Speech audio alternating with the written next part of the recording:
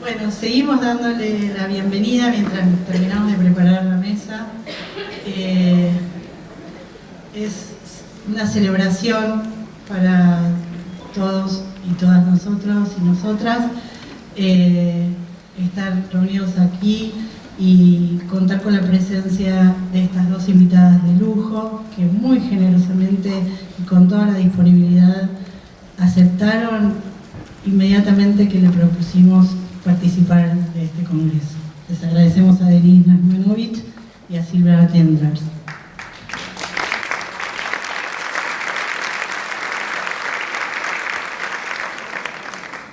El título de esta mesa es Apuntes para pensar una inclusión de sujetos sin protocolos. Cuando empezamos a pensar el título para esta mesa, nuestra intención fue advertir acerca de un fenómeno que venimos observando en los últimos tiempos sobre algo que podríamos llamar la protocolización de la vida cotidiana, de la vida contemporánea. Estos últimos tiempos se ha dado como una tendencia cada vez más frecuente a utilizar, a recurrir a los protocolos para intervenir en los lazos sociales, regulando los encuentros y los desencuentros entre los sujetos. ¿A qué nos referimos con esto? Toda esta idea incluye a todas esas intervenciones que van en las relaciones sociales en el sentido de controlar, evaluar, clasificar, normalizar, estandarizar, y que generan estos compartimentos para los sujetos rígidos, ¿no? Y para las relaciones. Por eso la apuesta fuerte de esta mesa, como es la mesa inaugural, intuimos que puede llegar a marcar una cierta impronta en el Congreso, es pensar la inclusión, pero desde otro lugar, ¿no? Pensar la inclusión desde caminos que no sean los que empujan a la normalización con su consecuente contracara de la segregación y de la patologización, y hacerle un buen lugar a aquello que los sujetos, desde su posición insumisa, interpelan y revelan a la educación que pretende ser totalizante. Por eso no invitamos a especialistas en educación inclusiva, sino que nos gustó elegir en este armado artesanal de las mesas a quienes nos pueden transmitir desde su práctica, desde su producción teórica, desde su producción de saberes, una posición ética que es una perspectiva no segregativa. Porque pensamos que realmente encontrarnos y hablar con otros, conversar con otros, nos permite pensar la inclusión desde otros lugares diferentes a los expertos que desde los organismos internacionales recomiendan a los países periféricos cómo desarrollar sus prácticas en los sistemas educativos para que sean inclusivas, entre comillas, ¿no? No es por el lado de repetir, sino nuestra apuesta es por el lado de construir con otros, con otras, con otros, esos modos, esas formas de habitar las escuelas que nos permitan poder hablar de la educación sin tener que agregarle un calificativo de inclusiva. Bueno, hasta acá mi presentación. Ahora les toca el turno a nuestras invitadas. Voy a empezar por Silvia. Después de cada una de ellas tendremos lugar a las preguntas, a la conversación con el público. Bueno, Silvia, como todo el mundo sabe, Silvia Tendrers es psicoanalista, no hace falta que aclare, es doctora en psicología, es analista, miembro de la Escuela de la Orientación Lacaniana y la Asociación Mundial de Psicoanálisis y miembro de la Escuela Freudiana de París, de la Causa Freudiana de París. Desde el año 2018 también es miembro del Consejo de la Asociación Mundial de Psicoanálisis. En la actualidad es la profesora adjunta a cargo de la Cátedra Clínica del Autismo y de la Psicosis en la Infancia en la Facultad de Psicología de la UBA. Es docente del Instituto Clínico de Buenos Aires y de la Maestría en Psicoanálisis de la Universidad de San Martín. Es profesora de la Maestría de Teoría Psicoanalítica Lacaniana de la Universidad Nacional de Córdoba y además dirige la colección DIVA y se ocupa del establecimiento de los cursos de Jacqueline Miller publicados en la editorial Paidós. Formó parte de distintas publicaciones en Argentina, España y Francia, tales como casos clínicos de psicoanálisis sobre autismo y psicosis en la infancia y estudios sobre el autismo 1 y 2, y es autora de libros que seguramente muchos de los que estamos presentes acá hemos leído, de qué sufren los niños, clínica del autismo y de la psicosis en la infancia y qué es el autismo, entre otros. Le doy la palabra a Silvia y el micrófono. El micrófono ya.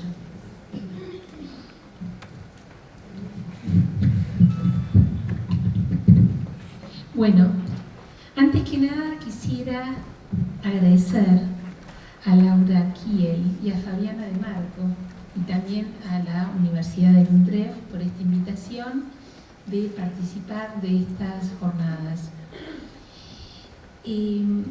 Es una sorpresa encontrarme con la diplomatura que yo misma no conocía y que me resulta tan importante que exista, porque desde la cátedra cada vez más recibimos gente que busca aproximarse al psicoanálisis para tener una formación en la medida que se ha vuelto para muchos psicólogos una salida laboral. O sea, la mayoría de ustedes no son psicólogos, pero les cuento del lado de la psicología. Es una salida laboral para del trabajo de inserción escolar, de acompañamientos terapéuticos de niños autistas como psicóticos.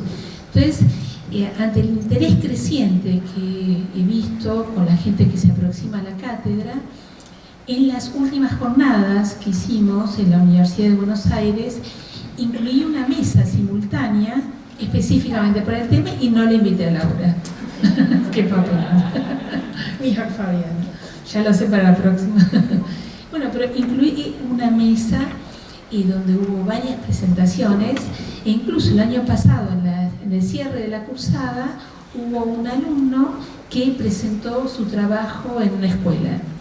O sea que para mí es muy bienvenida la presencia de estas jornadas y la existencia de esta diplomatura, porque creo que es necesario justamente para poder acoger a los niños dentro de las escuelas, dado que en las escuelas en la actualidad se reciben a los niños autistas y psicóticos, es una ley que ya no tienen que ser segregados a escuelas diferenciales si no lo necesitan, ¿no? Creo que en cada caso se evalúa cuál es la necesidad del niño, y es cierto que muchos niños pueden participar de una escolaridad normal teniendo en cuenta sus necesidades específicas.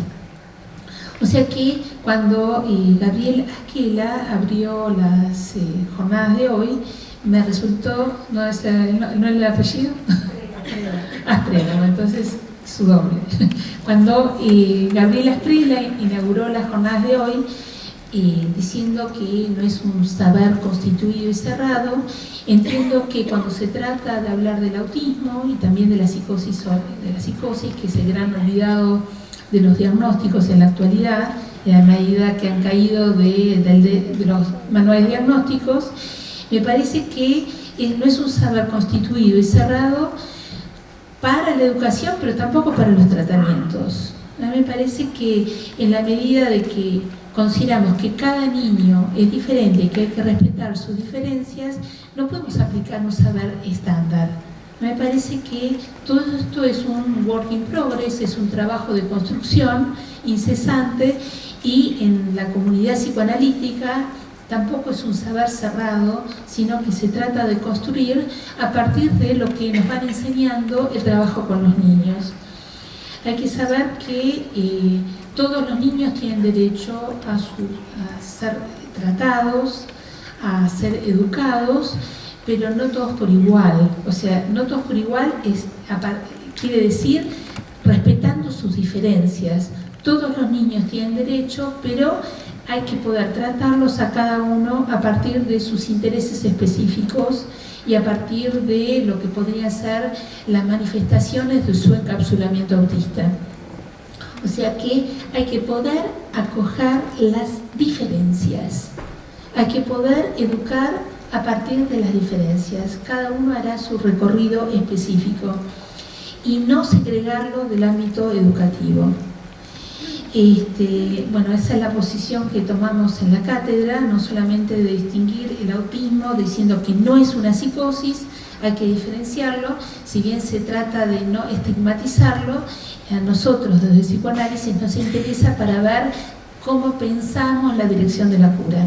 Entiendo que soy como sapo de otro pozo, porque no es educación lo mío, pero intentaré transmitirles un poco cuál es la visión del psicoanálisis para entender el autismo y tomando algunos ejemplos clínicos.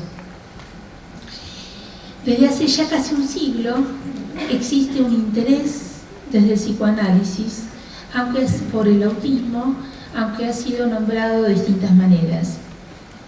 Esto recientemente en el departamento de autismo que dirijo y también en la cátedra tomé el escándalo que ha surgido con Asperger, porque se habla del síndrome de Asperger, pero recién salió un libro hablando de Asperger y el nazismo, se llama así, que muestra cómo, sin ser una persona partidaria del Partido Nacional Socialista, envió muchos de los niños discapacitados a la muerte, con el tratamiento eugenésico que se realizaba en ese momento en la Alemania nazi, que se trataba de eliminar a los niños discapacitados. O sea que he dedicado y estoy dedicando un tiempo para algo que va a conmover la clase de síndrome de Asperger, que entiendo que perderá el nombre después de ver en qué contexto se situó su presentación teórica. O sea, no quiero dejar de decirlo, justamente porque nombrar clase, los nombres, de acuerdo al nominalismo, crean mundos, y en este caso es un nombre asociado a una persona que mandó a la muerte a muchos niños. El repliegue autista, considerado como autoerótico, como aislamiento o incluso como soledad, reenvía una y otra vez a la perspectiva de la ruptura de lazo y al uso de distintas metáforas para nombrarlo. De ahí surgen los nombres de muralla, caparazón o cáscara, e incluso un muro que se debe franquear para acceder al niño. Junto a las distintas teorizaciones han surgido propuestas de trabajo para determinar cómo derribar ese muro y lograr que el niño entre en contacto con el entorno. Hay que saber que el autismo, que nombra al individualismo contemporáneo, es un nombre que se usa con frecuencia. Todos somos un poco autistas con nuestros celulares, con nuestro mundo y de corte el lazo, pero el autismo desde el psicoanálisis puede ser considerado como un diagnóstico independientemente de esta idea de lo que nombra el mundo contemporáneo. Bruno Bettelheim, muy criticado por haber acusado infamemente a las madres del autismo de sus niños, o sea que es otra de las perspectivas que tomamos, los padres no son culpables del autismo de sus hijos, no es la causa, los padres, no se puede situar de esa manera, pero bueno, en uno de los casos examinados por él, bastante interesante, retoma el caso de Lori, que armaba fronteras que la niña construía con tiras de papel, cortezas de árboles o con arena para separarlo del mundo. Y el título de su libro, La fortaleza vacía, da cuenta del planteo del encierro como una muralla. Margaret Mahler habla de caparazón autista, es una post-freudiana, habla de caparazón autista como un escudo protector contra los estímulos.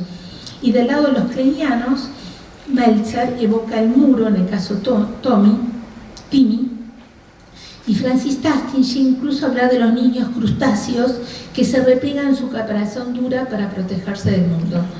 O sea, tomo estos autores para mostrar cómo la posición del psicoanálisis va a ser otra. No vamos a estar hablando de una caparazón dura, sino más bien algo elástico, un muro elástico que puede desplazarse y que eso da razón de ser a una terapia que no sea por puro acondicionamiento, sino que pueda captar y tomar en cuenta la subjetividad del niño. En los últimos años, la comunidad analítica de orientación lacaniana ha trabajado vivamente sobre el autismo, dando cuenta de lo bien fundado de incluir el psicoanálisis como un tratamiento posible. La soledad y la inmutabilidad, la fijeza, son dos características que usualmente describen al autismo. Niños sin contacto con el mundo, encerrados en actividades solitarias, que repiten en forma reiterada y estereotipada algunas actividades. Pero la parte esencial de Kanner es la inmutabilidad, lo que él llamó sameness, que expresa la necesidad de mantener un orden rígido, sin que nada cambie, como una modalidad de defensa contra la angustia. Por otra parte, la soledad, que se pone tan en énfasis en los diagnósticos, no es tan radical como se la puede suponer, puesto que muchos niños buscan aproximarse al otro a su manera, como dan muestra de ello los niños pequeños que habitualmente llegan a la consulta acompañados por sus padres. O sea que cada vez más, como el diagnóstico es precoz, recibimos en consulta niños de 1 año y medio o 2 años para hacer estos diagnósticos, y hay que saber que esta idea de que es un corte total del lazo no lo es. Pero vemos, por ejemplo, un niño que llegaba a la consulta upa de su mamá, tomándole el pelo, acariciándola. O sea, vemos que la presencia de los padres no es indiferente a los niños. Y se trata en el tratamiento como poder incluirse en ese encapsulamiento para poder trabajar con ellos.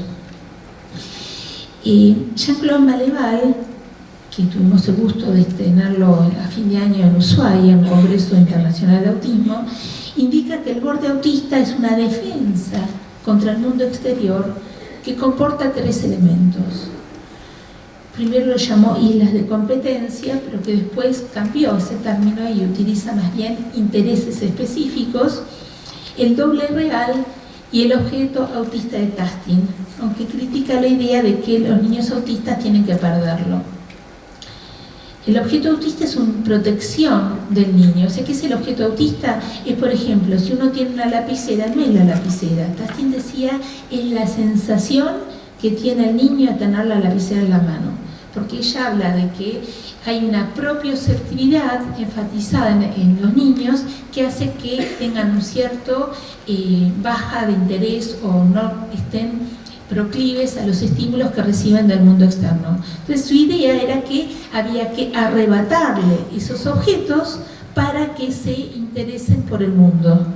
O de la misma manera, lo que llaman los manuales psiquiátricos obsesiones, habría que quitar esas obsesiones o esos intereses estereotipados para que se interesen por el mundo. Maleval empieza a criticar esta posición, nosotros en la cátedra también, porque el objeto autista es una protección del niño. Arrebatárselo puede tener efectos nefastos, porque se pierde un instrumento de protección y no implica necesariamente una ampliación del mundo. Más bien hay que pensar que el desplazamiento del objeto autista abre al mundo sin necesidad de que se desaparezca. O sea que uno puede partir del trabajo con este objeto que para el niño le permite estar en el mundo, de modo tal que vaya incluyendo personas y objetos en su mundo. Examina entonces él distintos tipos de borde. El borde como superficie corporal, que sería propio de lo que habla Taskin, a esta propioceptividad, a las sensaciones corporales, el borde objetal tranquilizador, que significa que ya tiene un objeto autista que le permite desplazarse, y después también el doble y los intereses específicos. Después dice que ese borde puede ser dinámico, donde el sujeto puede incluirse en una construcción, y por último el borramiento del borde. O sea que él va a decir que el autismo va hacia el autismo, o sea que nadie se cura del autismo si se toma como una enfermedad, pero nosotros partimos de que no es una enfermedad, sino que es un funcionamiento subjetivo singular y que puede tener distintos tipos de presentación. O sea, vemos niños muy encerrados en su mundo y otros no, a los que se llama síndrome de Asperger, los niños Asperger que están tan popularizados, incluso en los medios, cuando se toman personajes tipo Asperger, son sujetos autistas que a partir de sus intereses específicos logran incluirse en el mundo. O sea que hay distintos tipos de presentación y no tenemos que pensar que es una patología, sino que es un estilo de funcionamiento singular que tenemos que partir de respetarlo. Esa es la posición ética, de poder respetarlos y escucharlos porque tienen algo para decirnos aún a su manera particular, aún a partir de sus repeticiones, como lo voy a mostrar en las dos pequeñas viñetas clínicas que voy a tomar después. En 1987, Eric Laurent plantea como una particularidad del autismo lo que llama, es un concepto psicoanalítico, retorno de goce sobre el borde entre el cuerpo y sus objetos. Entonces introduce la noción de encapsulamiento autista, pero ya no como algo rígido, como fuera planteado por los otros autores, sino elástico, que puede desplazarse. El niño autista, que no tiene ni cuerpo ni imagen, sino se encierra en un encapsulamiento que funciona como una burbuja de protección, como una cápsula a la manera de los astronautas que se desplazan en el espacio, protegiéndose de las manifestaciones del otro. Entonces, el retorno de goce sobre el borde constituye una neobarrera corporal, un neoborde que no se apoya sobre el cuerpo, que no lo tiene constituido como tal, y que funciona como una defensa masiva. En este cuerpo caparazón no hay trayecto ocusional ni zonas erógenas. Ahora bien, ¿qué significa estar dentro del encapsulamiento autista cuando no hay un interior? Porque tampoco hay una constitución del interior de un exterior. Va a decir que es una topología particular, no es un interior, sino es un espacio articulado a la superficie del cuerpo que lo redobla sin confundirse con él. El sujeto autista está inmerso en lo real, que es una de las dimensiones de registro que señala Lacan en su diferenciación entre simbólico, imaginario y real. Plantea entonces una clínica del circuito y de la extracción del objeto en el autismo. Esto es muy importante porque también ustedes, cuando trabajan en una educación, ven estos circuitos repetitivos, iterativos que presenta el niño. El encapsulamiento ya es una respuesta por parte del sujeto, es su intención personal. Entonces no se trata de eliminarlo, sino de crear un espacio entre el sujeto y el otro, que se produzcan intercambios menos amenazantes y que posibiliten su desplazamiento. Durante el tratamiento los niños funcionan objetos, juegos, distintos tipos de materiales con los cuales van interactuando en un mundo inmutable, fijo. Y el desafío del tratamiento es lograr que el niño salga de su funcionamiento homeostático y se produzca un desplazamiento del encapsulamiento, se introduzca una metonimia que amplíe su mundo. Existe en los niños autistas un lazo sutil que posibilita un trabajo analítico, de modo tal de desplazar el muro invisible del encapsulamiento autista, y eso hace que no queden totalmente a solas con sus invenciones. Por otra parte, las manifestaciones del uno solo, de la iteración, abre también la posibilidad de encontrar algo nuevo en la repetición, a partir de sus intereses específicos, mal llamados obsesiones. Esto es fundamental, porque el niño, cuando viene a una sesión, lo que hace es traer secuencias, o sea, por azar llega al consultorio y elige ciertos objetos. Entonces, arma una secuencia y después, cada una de las sesiones repite esas secuencias. Entonces, lo que estamos tratando de decir, al decir un encapsulamiento elástico, es lograr intervenciones que logre que el niño se desplace con estas secuencias. Y en estas secuencias iterativas, en la medida de que algo nuevo se introduce en la repetición, el niño va ampliando su mundo. Entonces, en la dirección de la cura, se trata de lograr desplazamientos en contigüidad sin ser intrusivos. O sea, de modo tal que admita nuevos objetos, a sabienda que la inclusión de algo nuevo se acompaña de una extracción de una sesión de goce que afecta al cuerpo. Los niños se presentan usualmente encerrados en sus intereses, en sus movimientos reiterados, en su encapsulamiento, aparentemente desconectados de aquello que sucede a su alrededor. Algunos niños hablan y otros no. Algunos niños quedan absorbidos por determinados objetos o movimientos, otros por la visión de una imagen determinada, o sea, como los niños que toman un celular y quedan como fascinados frente a esa imagen. No existe un niño tipo, tampoco en el autismo. Por eso el niño normal no existe, sino que somos todos anormales, cada uno en su diferencia. Yo creo que Denise va a hablar de esto. Antes bien, todos son diferentes en su singularidad.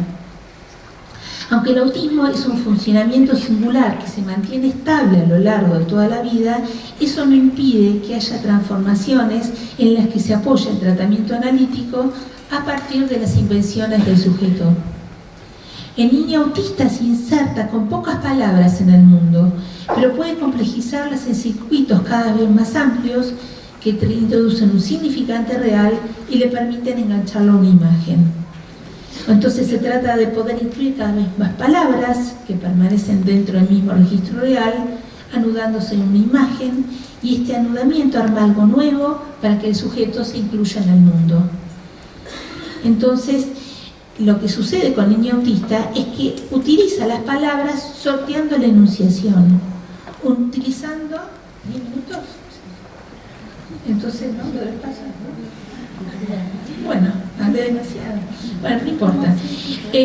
Utilizando palabras, sorteando la enunciación, usando a veces un lenguaje puramente intelectual, sin afectos, con un único sentido para cada palabra, reduciendo las palabras y la lengua a un código constituido por signos. En la medida que la NEST establece un contacto con el niño a partir de un punto de interés, puede operar de modo tal de introducir una apertura hacia nuevos objetos y otros circuitos. Entonces voy a tomar un caso para hacer un ejemplo clínico, elimino el otro. Durante el primer encuentro con una niña de 10 años, con una entonación particular, me hace entrar en un mundo de dibujos animados en el que todo se debía repetir en forma exactamente idéntica, tanto en los movimientos como en las palabras. Ella me indicaba qué hacer y decir. Repite, me ordenaba, y luego me decía frases que tenía que repetir. Hablaba usando frases y dibujos que le permitían comunicarse con su entorno. A través de copiar los dibujos animados, me encontré yo misma formando parte de ellos. Ninguno de esos dibujos, que variaban de canal de televisión y de horarios, eran conocidos por mí. Pero a través de ellos me relató una y otra vez un accidente que tuvo siendo más pequeña y que produjo un fuerte impacto sobre ella. Era la caída de habían chocado en un auto y ella cayó, y ella con el dibujo repetía una y otra vez, pero una vez que pudo entender de qué se trataba, se desplazó. O sea que ella pudo contar a su manera algo que la preocupaba. También realizaba la reproducción de juegos televisivos. Me hacía una pregunta, me daba 3 opciones, yo tenía que encontrar una respuesta y ella exclamaba, correcto, con alegría. Poco importaba si las respuestas que yo daba al azar eran verdaderas o falsas. La reproducción misma era lo importante. Junto a los dibujos animados fue incluyendo juegos que existían la misma repetición y orden que me indicaba. Los cambios se operaban guardando la misma estructura de funcionamiento. Es más, me encontré diciéndole a despedirme correcto, con la misma entonación, casi sin pensarlo, frente a algo que ella decía, y recibí de ella una sonrisa y más tarde un abrazo. Ser parte de sus dibujos animados, aun sin llegar a conocer más que el fragmento por ella elegido para su repetición, me enseñó muchas cosas. La niña me colocó rápidamente en una posición de doble en la transferencia. Tenía que imitar sus movimientos de modo tal de borrar toda diferencia, inversión de la ecolalia y de la ecopraxia. Los dibujos animados cobraron vida a través de este encuentro con la paciente y me encontré frente a un guión establecido que ella dictaba y que no tenía ninguna resonancia ni sentido para mí. A partir del respeto de su invención, el mundo animado por dibujos y frases extraídas de ella, logro interactuar sin volverme intrusiva, de modo tal que experimente menos angustia. Durante el pasaje de la pubertad hacia la adolescencia, los dibujos animados fueron también la mediación para ponerse en contacto con sus compañeros de clase, que hasta entonces ella estaba absolutamente aislada. podía declararse enamorada, haciendo los poses de los dibujos, de tal modo que la imagen quedara asociada a alguna expresión, pero sin darle verdaderamente un sentido.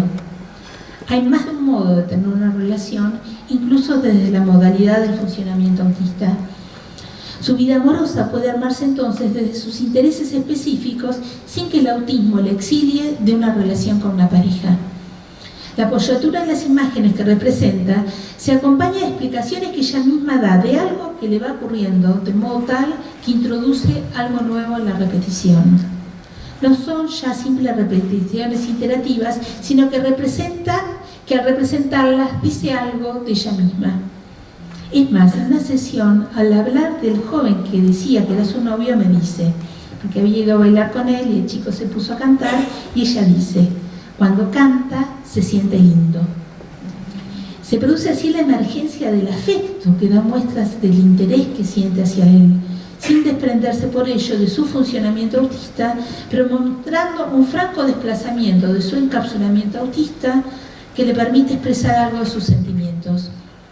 El despertar de la sexualidad acontece para todo sujeto y cada uno responde de su particular modalidad de funcionamiento. Las preguntas en relación al enigma de la sexualidad y la muerte resultan complejas de abordar para todo sujeto, independientemente de su estructura subjetiva. Los tratamientos de estas cuestiones son siempre singulares y eso involucra tanto a los niños como a los padres. Los padres se preguntan cómo explicar los cambios puberales en sus hijos o cómo encarar el tema de la muerte.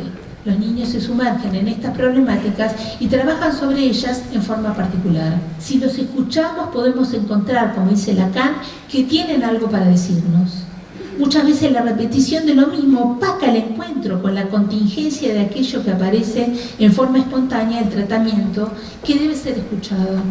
El diálogo entre padres e hijos acerca de la condición autista no deja de inquietar a los padres en la pubertad, como así también el despertar de la sexualidad, puesto que reviva viejas angustias y miedos con los que se confrontaron ante el anuncio del diagnóstico en la pequeña infancia, como así también por el futuro de sus hijos. O sea que tenemos que escuchar a los niños y a sus padres. Estas temáticas interpelan a los padres y les lleva a buscar las buenas respuestas, mientras que en realidad hay solo respuestas posibles para cada uno, más allá si son buenas o malas. Para concluir, resulta fundamental el respeto por las distintas soluciones de cada sujeto, a sabiendas que la sesión de goce que incluye nuevos objetos se produce por iniciativa del sujeto en la medida que se logra producir un desplazamiento. La intervención del analista posibilita la aparición de circuitos, secuencias, la inclusión de personas y objetos, de acuerdo a la lógica del funcionamiento singular que perdura a lo largo del tiempo, pero que no por ello los deja por fuera de los otros. La diferencia suele inquietar, y no solo en el autismo, genera miedo a lo desconocido e incluso puede conducir a la segregación. Respetar la invención de cada niño, de sus intereses específicos, hacer uso de ellos, permite aproximarse y aproximar al niño autista para que encuentre su salida singular. La mirada psicoanalítica sobre el autismo modifica su aprehensión puramente deficitaria. No se trata de pensar al sujeto autista cortado del lazo y sumergido en sus obsesiones y sus conductas estereotipadas, sino de captar sus intereses específicos a través de los cuales se incluye en el mundo. Gracias.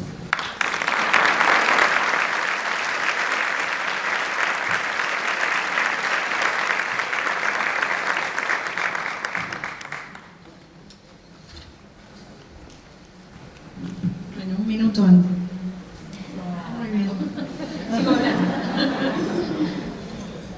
Bueno, presentamos a la doctora Denina Nachmanovich.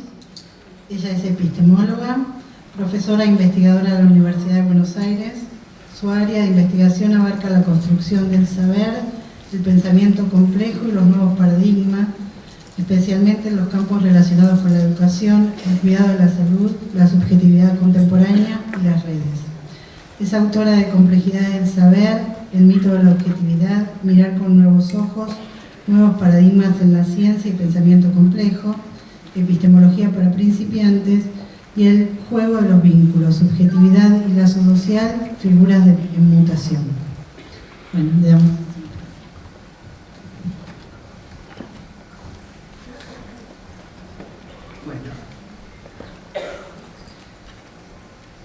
escucha bien? Pongo más para acá, más cómoda. Bueno, en primer lugar, como siempre, el agradecimiento porque poder estar en un congreso, poder compartir lo que uno piensa con otros, poder luego conversar, espero mucho ese momento, es algo para mí muy importante. Y iba a empezar diciendo, siempre me equivoco, buen día a todos. Pero después tengo que aclarar que me cuesta terriblemente hablar. Y me cuesta porque esto que dice Caetano, ¿no? De cerca nadie es normal. Bueno, yo soy discapacitada gramatical. Y una de mis hijas me dijo, mamá, no lo intentes porque no vas a compaginar nunca una cosa con la otra. La intención está y a pesar de eso, mi trabajo es con el lenguaje, con las palabras, con la escritura. Esta hija me corrige todo, por suerte. La otra también, en otro sentido. Y creo que tomarnos en serio esto de Caetano, hablaba antes con Fabiana, que todo el mundo se la atribuye a Caetano, esta frase. Pero Caetano la tomó del movimiento antimanicomial. No nació en el vacío y creo que ese movimiento es parte de lo que nos está llevando hoy a tener este primer congreso internacional sobre el tema de inclusión. La palabra inclusión a mí me incomoda y como decía ayer o antes de ayer una amiga en un foro de conversación, en un seminario virtual que estoy dando, dice, está buena la incomodidad, ¿no? La palabra que a mí más me gusta es inquietud, ¿no? Si lograra transmitir en ustedes un poco de inquietud, estaría más que muy contenta con lo que yo pueda hacer hoy aquí. Hace muy poquito tiempo falleció uno de los grandes pensadores del siglo XX y XXI, que es Michel Serres. Una de sus últimas obras sobre educación, la recomiendo muy fuertemente, se llama Pulgarcita. Y en Pulgarcita viene, ¿no?, de nuestros pulgares que han adquirido una nueva operatividad y también del reconocimiento del lugar de las mujeres que estamos teniendo en esta transformación colectiva que se llama de muchas formas. A mí la que más me gusta es modernidad en licuación, porque no está licuada, ¿no? En licuación. Y decía Serres, estamos viviendo en un mundo donde las instituciones fueron creadas para una situación que ya no existe.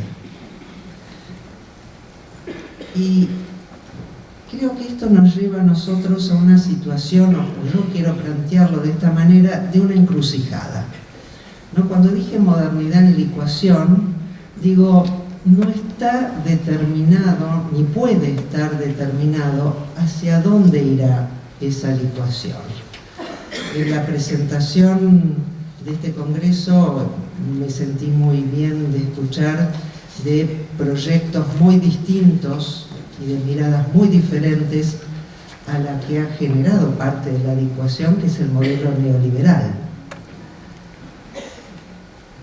Pero es muy peligroso también frente a esta encrucijada ponernos en una actitud dicotómica.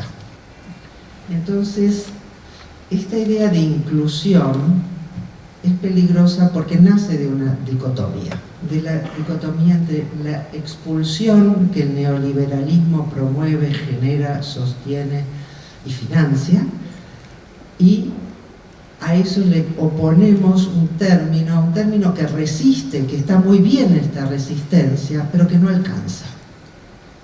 Yo invito siempre, esta vez estaba en la duda, casi siempre estoy en la duda, confieso, de traer o no algo de un PowerPoint, porque es un modo degradado del conocimiento y un modo adquirido del mundo empresario. Por lo tanto, trato de usarlo como herramienta, reinventándolo. Y siempre mi planteo suele empezar con la idea de mirar con nuevos ojos. Proust decía en una frase que adoro, que no se trata de encontrar nuevas tierras, sino de mirar con nuevos ojos. Y yo, como soy una atrevida, me atrevo a corregirlo y digo, cuando uno mira con nuevos ojos, encuentra nuevas tierras, indefectiblemente. Entonces, mi invitación hoy, número uno, es salir de la polaridad exclusión-inclusión, porque eso nos mete en la agenda del neoliberalismo y nos hace pensar siempre en contra, lo cual está muy bien tratándose del neoliberalismo, pero no nos permite pensar desde nuestra propia producción. Por eso, el primer videíto, yo el Power lo uso para poner videos, lo regenero. El primer videíto va a decir casi todo lo que yo quiero decir, pero lo va a decir Dominique, y a mí me importa mucho que lo escuchen de ella.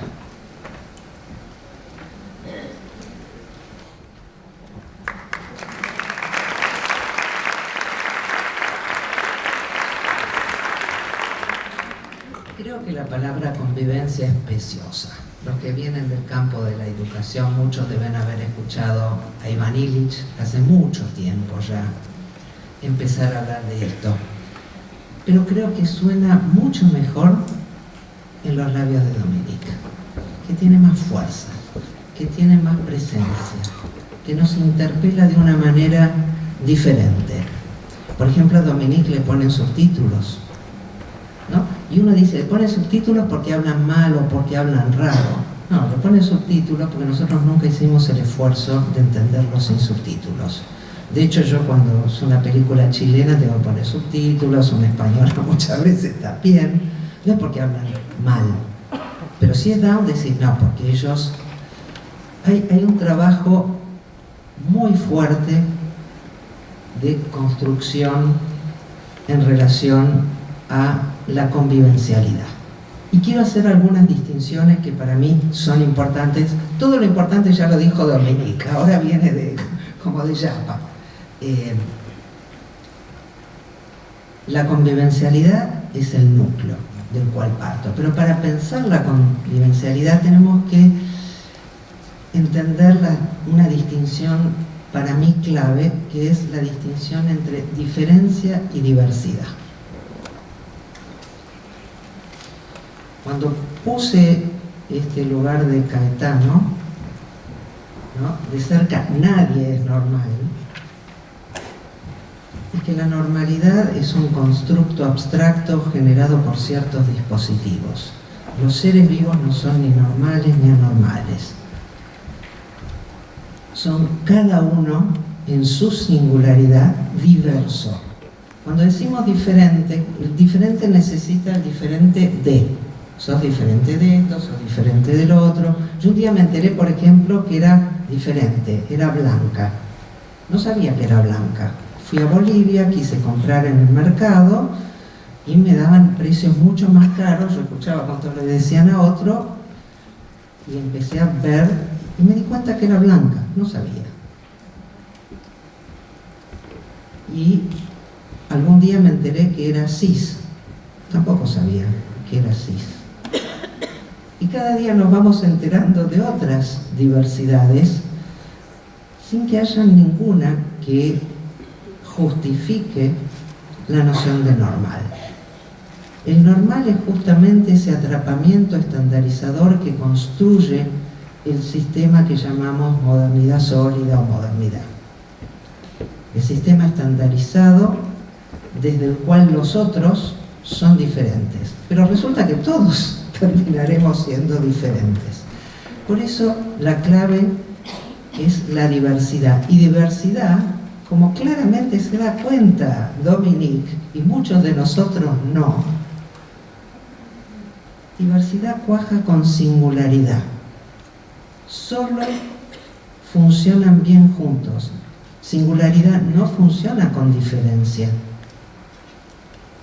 Porque diferencia viene de un constructo estandarizado, de un normal que fue creado, que nadie sabe quién es, pero que todos aspiran o deben aspirar a ser tales. Por eso para mí el núcleo es convivencialidad en la diversidad. Hace muy poquito fui a dar un taller en un espacio psicoanalítico sobre diversidades. Y después nos quedamos chusmeando, porque yo soy muy chusma, ¿no? Y era muy interesante, todo el mundo hablaba de diversidades que conocía. Y digo, chicas, nosotras también. No es que los otros son las diversidades. Y es difícil porque nuestro lenguaje, porque nuestra forma de utilizar el lenguaje tiende a la construcción de modelos identitarios. Y desde los modelos identitarios no se puede ver la diversidad, porque finalmente todos van a ser distintos de, diferentes de. La vida, y esto es algo que también me interesa mucho compartir, así como creo que el término es convivencialidad, al tipo de enfoque que yo promuevo, al modo de construir sentido que aprecio, no lo llamo de derechos. Y no es que esté contra los derechos. Estoy aquí y creo que desde muchos lugares toda mi historia personal tiene que ver también con una construcción desde los derechos. Pero la vida no se agota en el derecho. Y si nosotros solo focalizamos el derecho, perdemos de vista la vida. Dice uno de mis autores preferidos, hablando de otros tiempos, de los tiempos arcaicos, de los tiempos de Homero, en que el lenguaje estaba regido por el verbo y no por la predicación y el juicio. Decía, nadie sale en las obras de Homero de una situación difícil teorizando. Entonces, hablar y construir desde la diversidad implica hablar y construir desde las complejidades que se dan en la vida, de cómo vamos habitando estas diversidades en sus posibilidades de potenciarse y también de destruirse. Porque no es una mirada romántica, utópica, no es que vamos a abrir el mundo a las diversidades y ya va a estar todo bien. No. El mundo de la diversidad es un mundo conflictivo porque la vida es conflictiva. Quiero por eso mostrarles este otro videíto.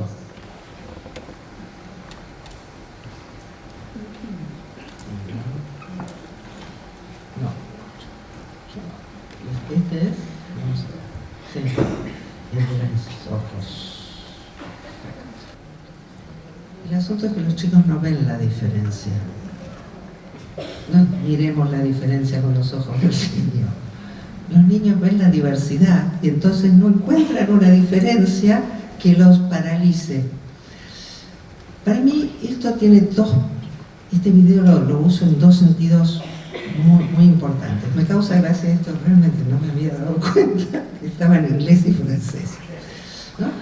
Esto también tiene que ver con las diversidades, depende de qué cosas uno encuentra o no en la vida y cómo se relaciona con ellas, las va a detectar o no desde otro lugar.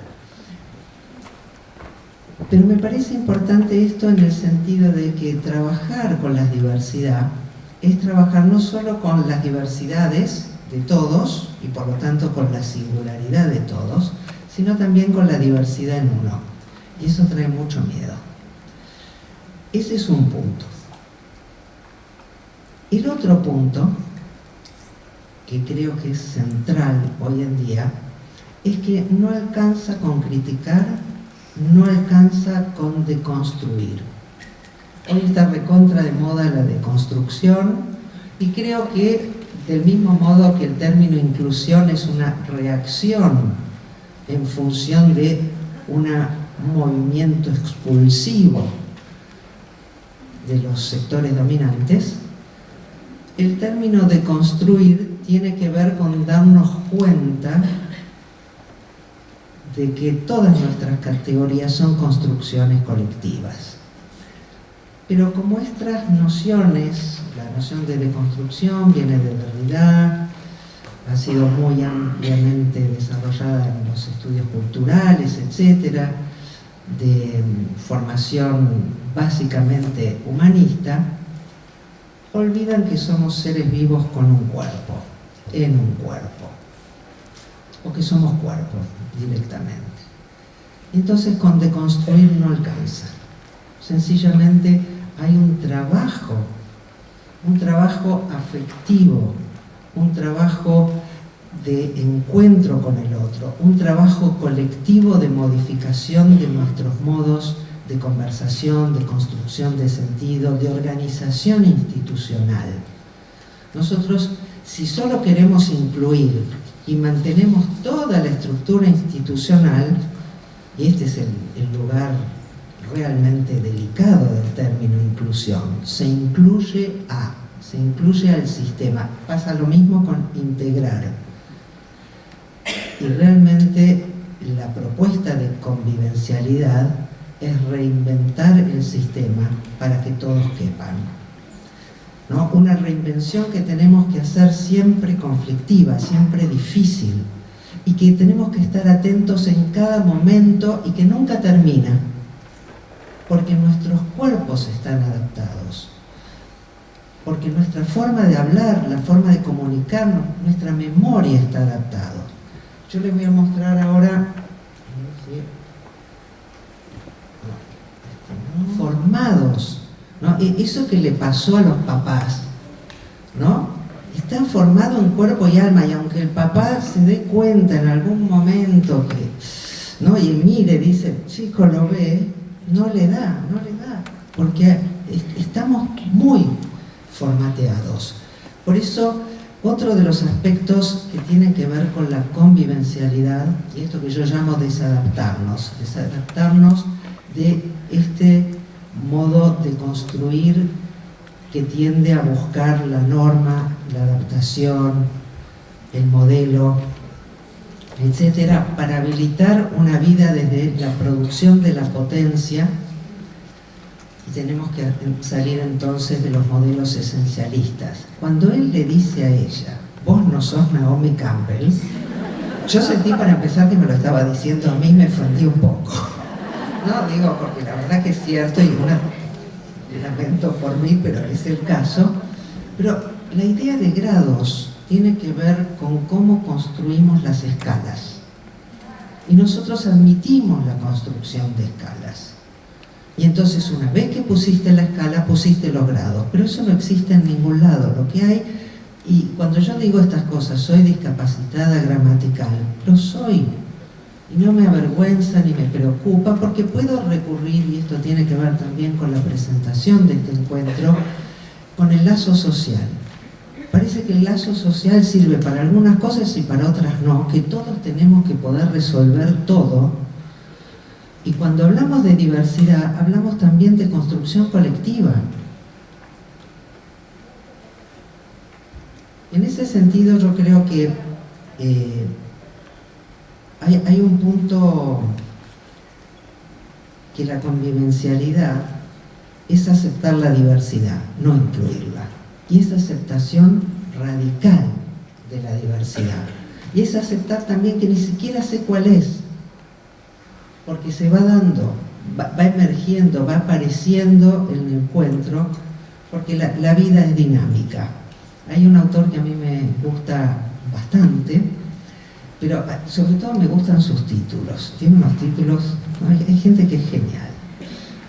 Porque hay títulos que marcan posibilidades. Nosotros todavía estamos viviendo en licuación, pero viviendo la cultura del iluminismo, ¿no? En inglés se dice enlightenment.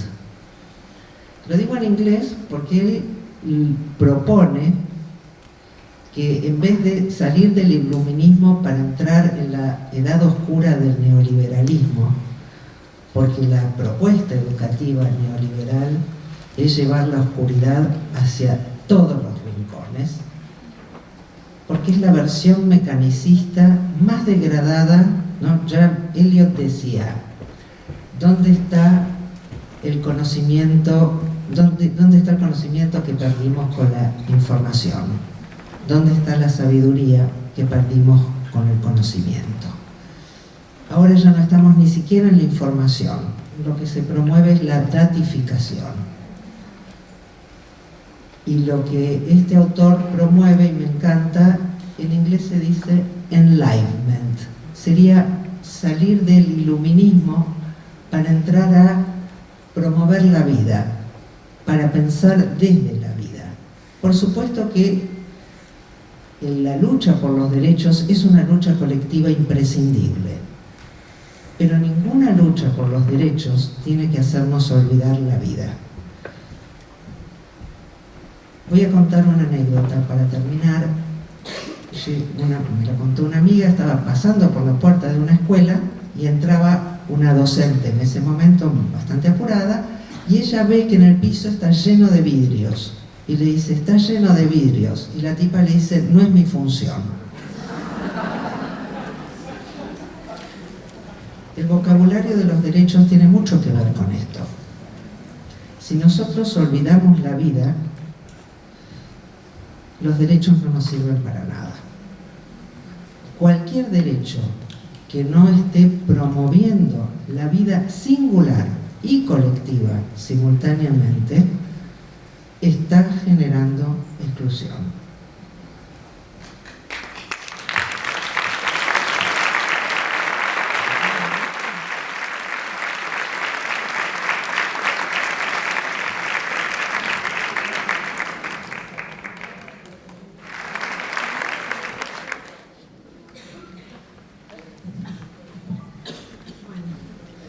Tenemos pocos minutitos para la conversación porque ya estamos 15 minutos sobre el horario que finalizaría la programación que hicimos, porque nos entregaron, el programa anterior nos entregó tarde, ¿no? Pero no por ustedes, porque se portaron muy bien, respetaron el tiempo.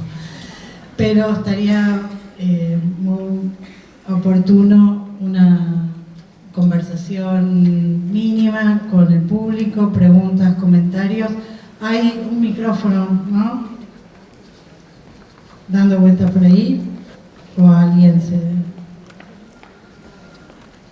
Steffi tiene el micrófono.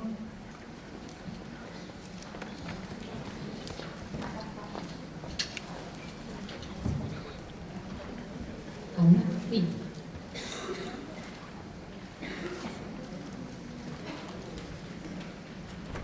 Anímense.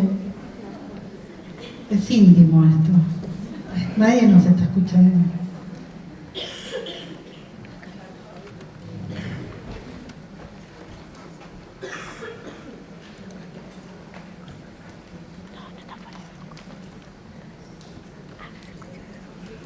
Hola, ¿qué tal? No, más que nada, lo que me quedó de lo que estuvieron diciendo es que no basta con ser irreverente a las instituciones, digamos. Es un poco esa la idea que expusiste vos.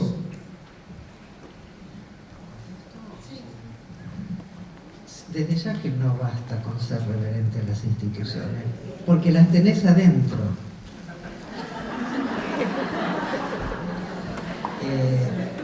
Entonces, ahí hay un punto que es clave. A mí el día que me abrazó Susy Shock, dije todo lo que me falta para desadaptarme. Porque una cosa es mostrar un video y otra cosa es que ella te abrace.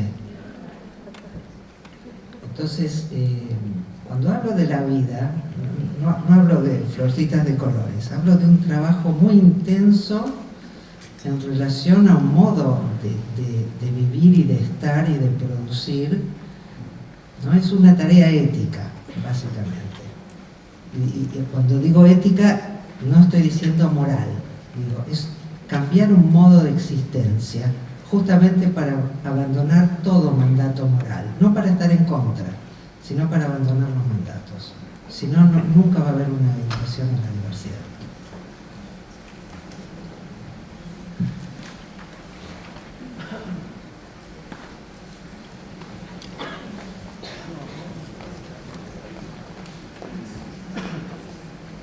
Hola, ¿cómo están? Mi nombre es Lucas, pero más que nada en realidad no es una pregunta, sino es una felicitación porque es la primera vez en un congreso de inclusión que involucre lo educativo que la comunidad travesti aparece devolviéndonos una diversidad que es sumamente invisibilizada. La verdad que las quiero felicitar porque es increíble. Realmente estoy muy emocionado y conmovido porque yo soy parte del colectivo de docentes homosexuales y realmente es conmovedor que lleguemos a tal punto de abrazar la diversidad, que contemplemos un sector de la sociedad que fue fuertemente invisibilizado, dañado, vulnerado todos y cada uno de sus derechos, excluidos del sistema educativo.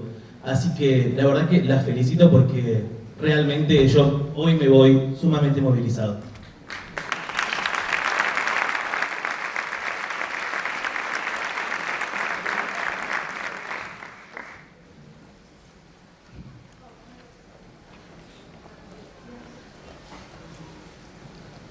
Muchas gracias.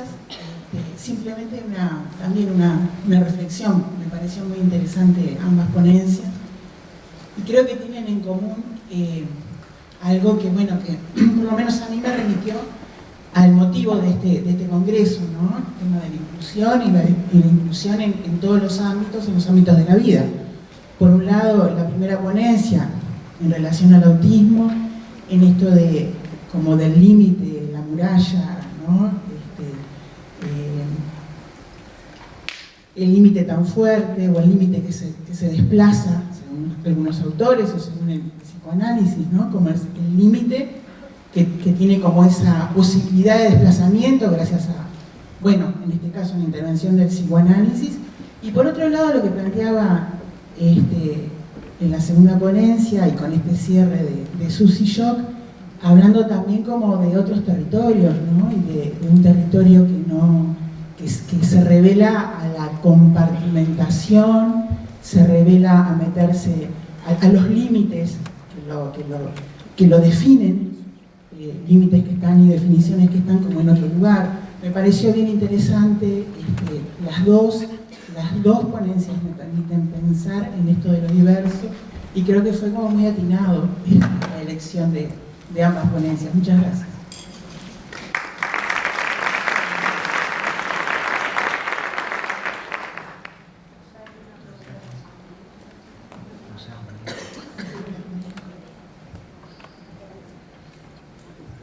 Hola, buenos días. Yo me quedé pensando en relación a lo que planteaba Silvia respecto de los sujetos autistas. Me gustó esto de pensar en términos de los intereses específicos y me preguntaba los sujetos autistas en la escuela, ¿no? Porque estos intereses específicos en el marco de una escuela donde el contexto tiene que ver con los aprendizajes, cómo introducir ahí algo entre los intereses específicos y el aprendizaje. Me quedé pensando en eso.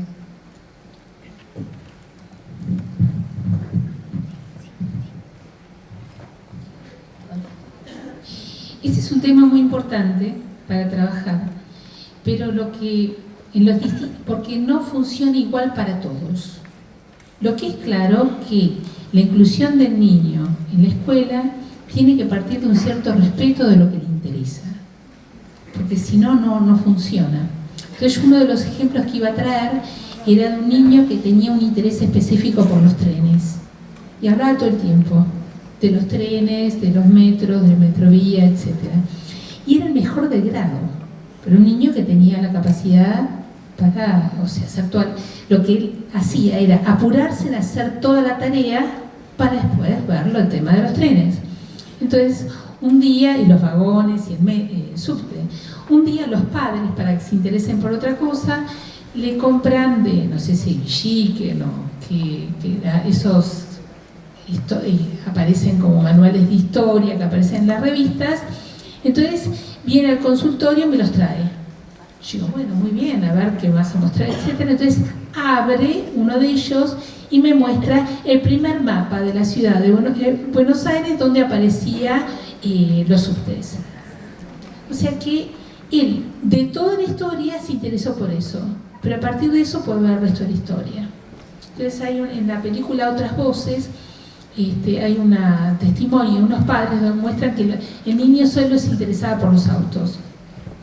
Entonces, siguiendo la carrera que era por distintos países en Europa, aprendió geografía. Entonces me parece que son ejemplos para mostrar cómo, si uno parte de sus intereses, es posible que se vaya ampliando sus posibilidades de interesarse por otras cosas de modo tal que formen parte del aprendizaje.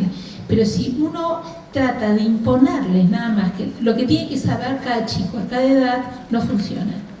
O sea que hay que lograr aproximarse. Entonces hay muchos elementos que intervienen acá. Acá está el papel de las que trabajan en integración escolar, voy a usar la palabra que se utiliza habitualmente, los psicólogos que trabajan en integración escolar. Justamente ayer venía una persona a supervisar sobre su trabajo y bueno, está siempre la tensión entre lo que le pide la escuela y cómo puede colaborar para que el niño pueda seguir los contenidos. Pero siempre tiene que ser como una especie de vaivén. No podría haber una inserción en el colegio tipo, sino que tiene que ser para cada niño. Y por otro lado, tiene que haber un trabajo activo, porque si no muchos niños quedan aislados dentro del aula con su maestra integradora en un rincón, tratando de seguir la escolaridad, pero sí establecer lazos. O sea que hay que encontrar su interés. Por ejemplo, en esta niña que yo presenté hoy, ella se interesaba por la música y el baile. Entonces, ella que permaneció toda su primera escolaridad en un rincón con su maestra, el baile del último día de curso, ella bailó con todos de lo que tenía que aprender en la danza que hacía todo el grupo. Y fue algo importante para ella, fue un momento donde ella pudo con otros. ¿Pero cómo pudo con otros? A través del baile, que ella era lo que le interesaba. O sea que en realidad uno podría repertoriar una serie de ejemplos donde se parte de cuál es el interés del niño para ver de qué modo puede incluirse para la escolaridad. A sabiendas que muchas veces el interés es muy limitado, pero que eso se expande, porque el trabajo lo que intenta es producir un desplazamiento, ese encapsulamiento, ¿no? Agradezco la intervención también de la otra colega que antes habló acerca de la muralla. No es tanto una muralla, sino esta idea de que algo se expande, se puede desplazar e incluir también los contenidos escolares. Entonces, algunos niños vienen de una manera muy, con una gran defensa, expulsando al mundo, pero la manera que esto se expande, algo va sucediendo. Entonces, es un ejercicio de invención, pero una invención orientada. No se trata de hacer cualquier cosa, sino que tenemos una cierta idea de hacia dónde dirigirnos. Entonces, me parece que esta perspectiva, que es la psicoanalítica para un tratamiento, también puede resultar útil para el trabajo dentro de las escuelas, ¿no? O sea, que es poder seguir sus intereses. ¿No? Había un niño que todo el tiempo dibujaba cómics. Bueno, está bien, entonces estaba en la escuela, quería sacárselo, porque en el colegio no se dibuja, pero era su interés específico. Entonces, seguía muy bien la escolaridad mientras iba dibujando. O sea que se trata de poder acoger esa singularidad. Bueno. Hay dos preguntas más, Fabi. ¿Dos preguntas más? ¿Cortita? ¿Tenemos? ¿No? Estoy en una encrucijada. Abajo me dicen que no, acá me dicen dejala y yo estoy de dejar siempre. Una pregunta más. Buen día. Denise decía que a ella le gustaba la palabra inquietud y así me siento, ¿no? Me venía percibiendo hace mucho como que tenía las instituciones adentro, que vengo formateada y creo que no basta con salir de aquí hoy emocionada o solo pensando en ser irreverente con las instituciones, sino que me planteo también cómo salir de aquí, no quedarnos con eso y transformar la emoción y demás en un hacer. ¿Cómo sigo y cómo seguimos para poder desadaptarnos a este formato que tenemos tan metido dentro?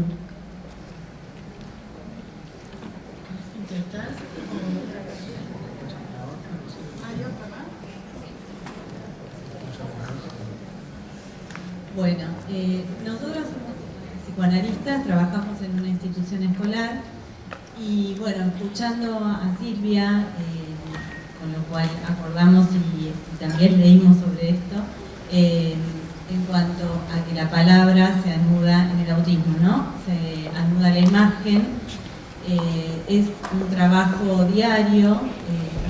En la institución que trabajamos recibimos chicos autistas. Bueno, pensar, cuando vienen las sugerencias de los tratamientos TCC, con los pictogramas, es todo un trabajo poder construir ahí una respuesta diferente, que no sea tomar esto como única, digamos, posición. La nuestra, por supuesto, es psicoanalítica y es la construcción a través del lenguaje, pero bueno, la impronta de la imagen y que esto es efectivo, y las familias que esto a veces así lo toman, es todo un trabajo nuestro poder armar alguna otra cosa. Bueno, ahí ¿cómo dar una respuesta frente a esto desde el psicoanálisis también, ¿no? ¿Ya estamos? Preguntas.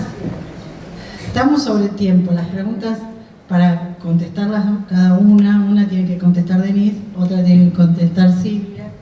Nos vamos a ir, si pueden hacerlo muy sintético en 1 minuto, y si no cortamos, lamentablemente. Lo mío es muy corto, lo voy a usar a Deleuze para esto porque es maravilloso. Él dice así: no hay método, no hay receta, solo una larga preparación. El título de esta mesa refiere a salir de los protocolos. Tenemos que atrevernos a explorar. Cada institución es otra. A mí alguna vez me han preguntado cómo solucionar el problema político en Colombia desde la complejidad. Digo, no tengo la más puta idea. Digo, realmente también es uno de los lugares claves es habilitarnos a nosotros mismos en nuestra potencia para hacer esto y no estar esperando un dictado del cielo. Y el último minuto, Silvia, y cerramos. Tu pregunta es muy pertinente porque los tratamientos cognitivos comportamentales avanzan dentro de los distintos ámbitos, pero tenemos que convivir con ello. O sea que no se trata de ver quién tiene más razón, sino de dar nuestro aporte en lo que podamos contribuir. Es cierto que reducir al niño en una serie de autómata domesticado a simple imágenes es no escucharlo, es perder la subjetividad. Entonces se trata de poder rescatar, bueno, ese estímulo-respuesta. Yo no sé si los que conocen acá conocen el funcionamiento, pero en todo caso se trata de poder ver, de poder escucharlos. Y por otro lado, hay una especie de convivencia, porque hay muchos niños que vienen de tratamientos cognitivos al psicoanálisis, otros que se van a tratamientos cognitivos. Yo creo que respetar las diferencias es también respetar lo que son las necesidades de los padres, en lo que confían para ellos va a ser la mejor solución. Y desde la posición de psicoanálisis, no perder de vista que se trata siempre de sujetos, no de autómatas, y tratar de introducir un hábito de escucha. Agradecemos a los dos, muy amena la charla, y seguiríamos toda la mañana con ustedes. Gracias.